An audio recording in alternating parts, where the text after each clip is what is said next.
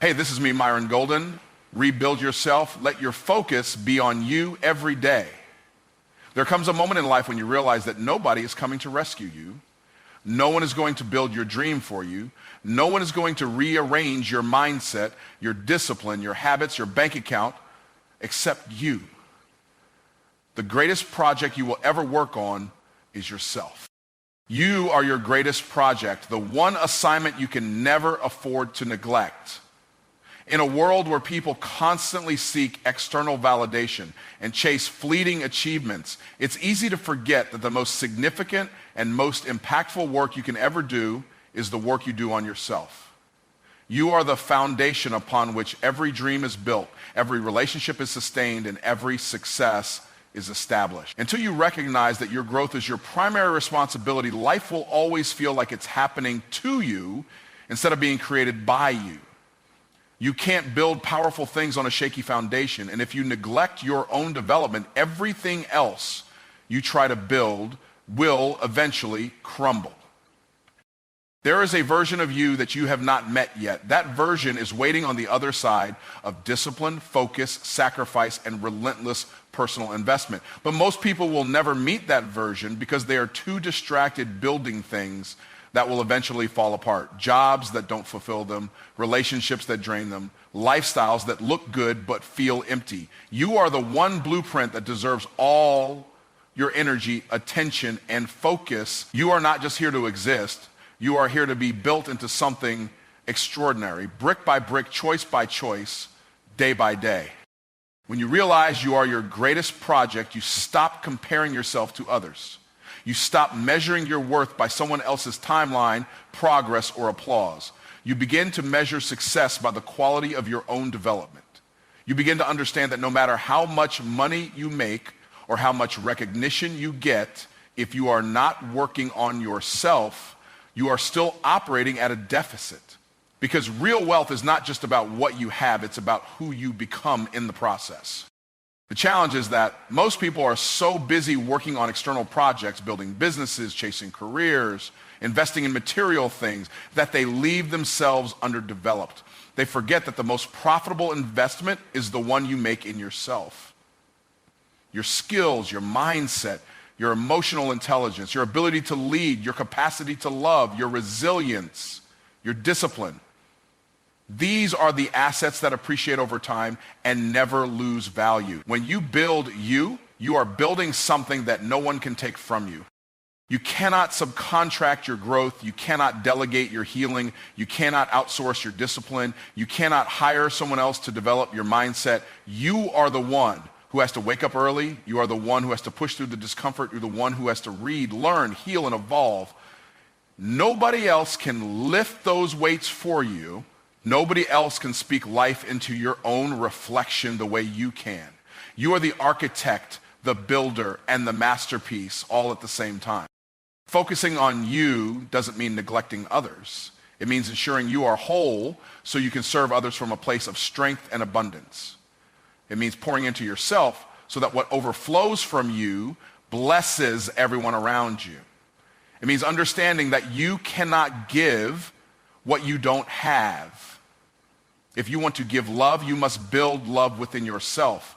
If you want to give wisdom, you must build wisdom within yourself. If you want to give strength, you must build strength within yourself. Most people neglect themselves because they've been programmed to believe that focusing on themselves is selfish. But the truth is, neglecting yourself is selfish because it robs the world of the best version of you. When you fail to work on you, you show up half-hearted, underprepared, and easily shaken. When you build you, you show up full. You show up grounded. You show up ready to pour into others without running dry. You bring your best self to every room you enter, every challenge you face, and every opportunity you pursue. Your life will only rise to the level of the person you are becoming. If you want to elevate your life, you must first elevate yourself. You can't expect to live at a higher level while thinking and behaving at a lower one. You can't build a skyscraper on the blueprint of a shack. You must design, construct, and reinforce the person you are becoming with intention and with urgency. Because life does not wait for you to get serious. It keeps moving, whether you choose to grow or not.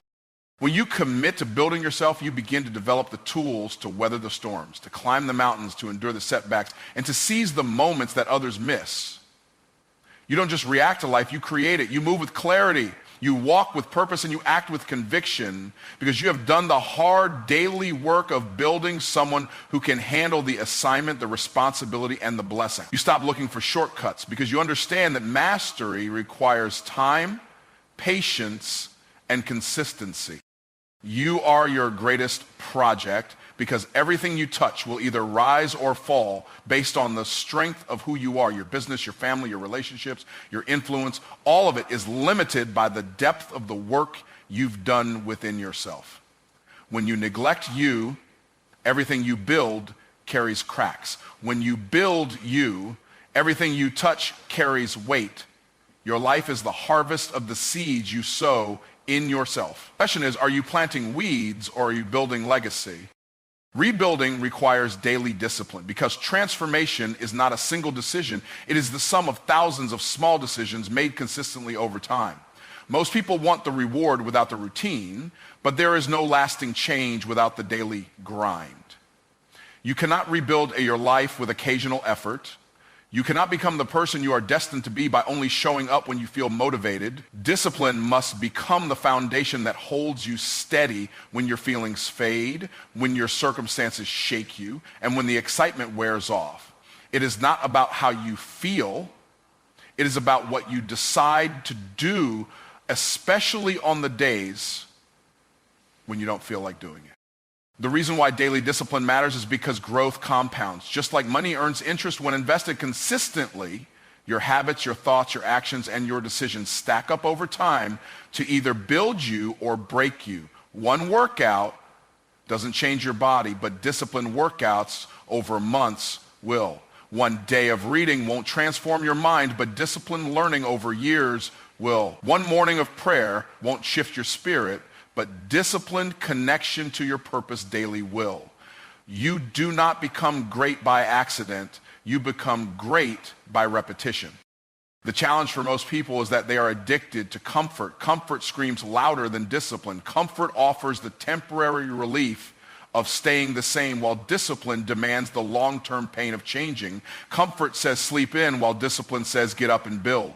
Comfort says you've done enough, while discipline says there's still work to do. The people who rebuild successfully are not the people who feel motivated every day. They are the people who choose discipline when comfort tries to seduce them. Daily discipline is not glamorous. It is not Instagram worthy. It is not always exciting. It is often lonely, often repetitive, and often unseen. It is waking up early when nobody is watching. It is doing the hard thing when nobody is clapping. It is showing up again and again with no guarantee of immediate results. Most people quit because they think discipline is supposed to feel good. But discipline is not designed to feel good. It is designed to make you good. But when you commit to daily discipline, you begin to respect the process instead of rushing the outcome. You start to understand that shortcuts only produce temporary results, but discipline produces permanent change.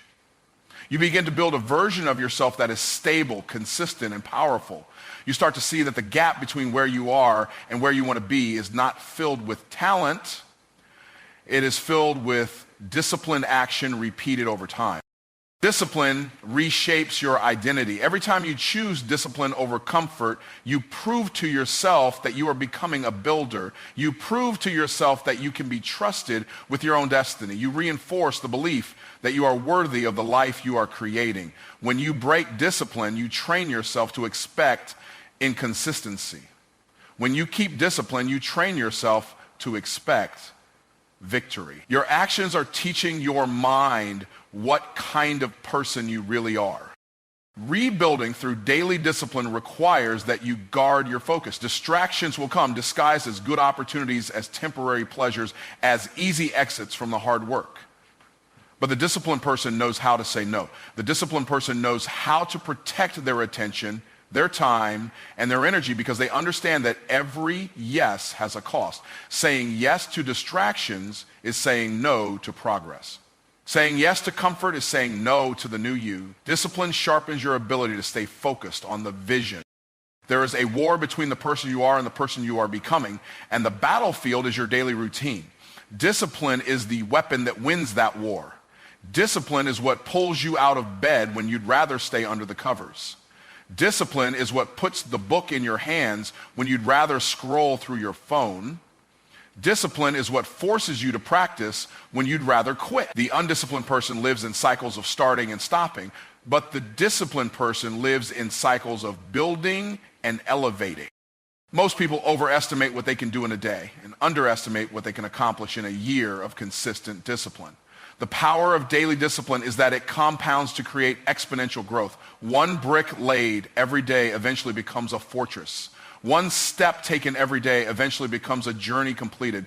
Discipline is not about perfection, it is about persistence.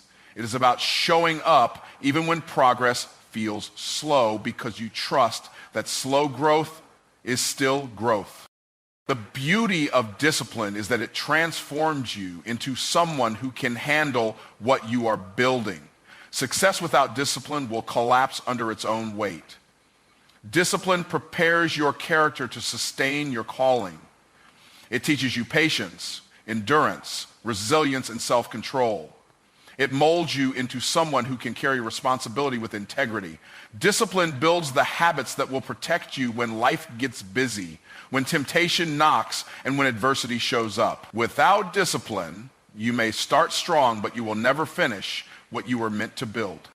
Stop performing for others, because the moment you start living to please people, you start dying to yourself. There is a heavy cost attached to constantly wearing masks just to gain approval from those who have no real stake in your growth, your healing, or your destiny. When you live to perform, your identity becomes a stage, and the applause of the crowd becomes your drug. The problem is, the crowd is fickle. They cheer for you today, but they might forget you tomorrow. They support you as long as you fit their expectations, but they turn away the moment you disappoint them. Living for the crowd will always leave you empty because you're feeding off something that was never meant to sustain you. When you perform for others, you begin to shrink your dreams to fit their comfort zones. You say yes to things you should be walking away from. You hold back your truth to avoid offending them. You suppress your own potential because you're afraid of outgrowing the people who have grown used to a smaller version of you. You begin to shape your life around their opinions instead of your own calling. You make decisions based on what will get you accepted instead of what will push you forward. You trade your authenticity for approval. But the problem is, even when you get their approval, you lose yourself in the process. Performing for others traps you in cycles of exhaustion. You find yourself carrying weights that were never yours to carry. You start curating your life to look impressive instead of living a life that is meaningful. You show up to rooms you don't belong in, saying things you don't believe, wearing smiles that aren't real, just to maintain an image that serves everyone else but you. It is exhausting to live your life like a performance, constantly adjusting your script to keep the audience satisfied. It drains your energy, erodes your peace, and leaves you wondering who you really are when the stage lights go off. When you live for performance, you begin to fear silence. You fill your life with noise and distractions because silence forces you to confront your own desires, your own wounds, and your own unmet needs. You start chasing validation from people because you've forgotten how to validate yourself. You become addicted to being liked. And that addiction will have you compromising your standards just to fit in. You let their applause define your worth, and when they stop clapping, you start questioning whether you have any worth at all. Performing for others keeps you stuck in shallow spaces. You are so focused on being accepted by people who don't even know the depths of who you are that you never give yourself permission to go deeper. You build your life on their expectations, but their expectations are too small for you. You don't stretch. You don't challenge yourself. You don't explore the full measure of your gifts because you're so worried about what it will cost you if you disappoint them. You sacrifice your calling on the altar of their comfort, and you call it loyalty, but it's really fear. When you stop performing for others, you start discovering what actually matters to you. You stop measuring your success by their standards and start setting your own. You stop chasing popularity and start pursuing purpose. You stop shrinking yourself to make others comfortable and start expanding into who you were always meant to be. You stop asking for permission to grow, to speak, to move, to lead, to build, to walk away from spaces that no longer fit you. You start realizing that the people who truly belong in your life will not require a performance from you. They will require your presence, your honesty, and your authenticity. Living to perform for others teaches you to fear failure, but when you step out of that performance, you begin to embrace failure as part of the process. You stop seeing mistakes as something to hide and start seeing them as steps that refine you. You stop pretending to have it all together and start allowing yourself to grow in public, to learn in real time, to show up as you are without needing to fake perfection. You understand that growth is messy and progress is not always pretty, but it's real, and real is more valuable than perfect. When you stop performing, you give yourself permission to disappoint the wrong people. You give yourself permission to outgrow people who loved the version of you that settled, that stayed quiet, that stayed small. You allow yourself to evolve even if your evolution makes other people uncomfortable. You release yourself from the prison of expectations that were never meant for you to carry. You stop trying to be all things to all people and start becoming the person you were created to be.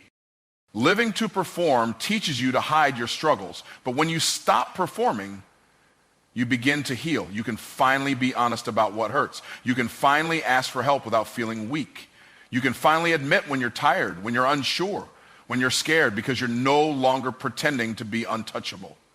You can build relationships that are rooted in honesty instead of performance, in truth instead of image. You start to attract people who value the real you, not the character you've been playing.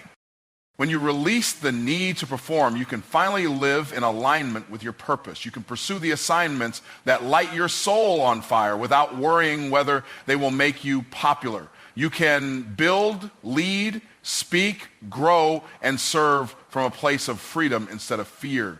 You stop being controlled by opinions, by trends, by outside noise, and you start living with conviction, with clarity, and with courage. You begin to experience what it feels like to move in spaces without needing to earn your place because you already know you belong. Limiting beliefs, because they are the invisible chains that keep you tied to places you were never meant to stay. Limiting beliefs are not always loud sometimes. They hide in your habits, in your self-talk, in the decisions you avoid, and in the risks you refuse to take. They sound like quiet whispers saying you're not good enough, not ready, not worthy, not capable. These beliefs are subtle but powerful because they shape what you attempt, what you tolerate, and what you settle for. They build walls around your potential. And those walls don't just keep opportunities out, they keep you trapped inside a version of yourself that was never designed to be your final destination. The beliefs you hold determine the ceiling of your life. When you believe you are limited, you stop trying to push higher. You accept a life that is smaller than the one you are capable of living because your belief system keeps you locked at a lower level. You avoid challenges not because you can't handle them, but because you believe you can't. You ignore opportunities not because they aren't real, but because you believe you aren't ready. You say no to doors that could have changed everything because you were convinced you didn't deserve to walk through them. The mind will always protect what you believe, even if what you believe is a lie. Limiting beliefs are often inherited. They come from family, culture, past experiences, or environments that taught you to think small. Maybe you were told that people like you don't succeed, that you should play it safe, that you should be grateful for whatever you can get, even if it's less than you deserve. Maybe you failed once, and instead of believing that failure was a moment, you adopted the belief